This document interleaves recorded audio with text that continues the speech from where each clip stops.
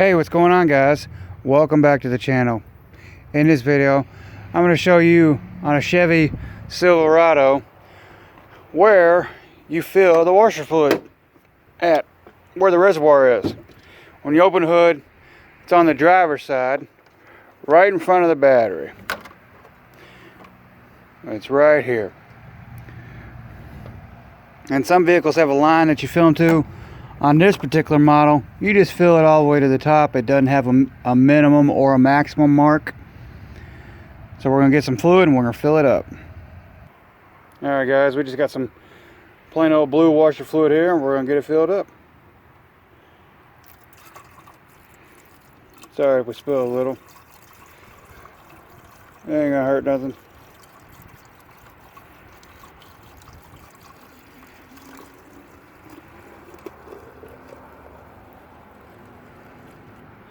So yeah, we did a service on this vehicle, and we're topping off all the fluids, the coolant, obviously the oil, transmission fluid, brake fluid. But obviously, if you got low brake fluid, then you might have a leak, or it's where your system it's compressing when your pads are getting worn. But always check for a leak if you're below the minimum level on brake fluid.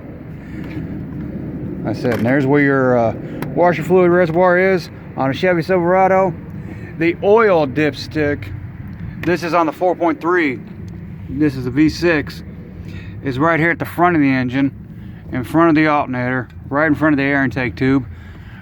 Right behind there is your coolant reservoir, and the markings are right there on the side. They don't put them on the front side. I don't know why. I think it's a pretty stupid design myself by General Motors, or Chevrolet. Why they didn't put it right here on the side, obviously to make it easy to see, because you can't see down in there. And it's not even on this side. That's General Motors for you, I guess. But then your transmission fluid is right here on the back side, on the passenger side for your transmission dipstick.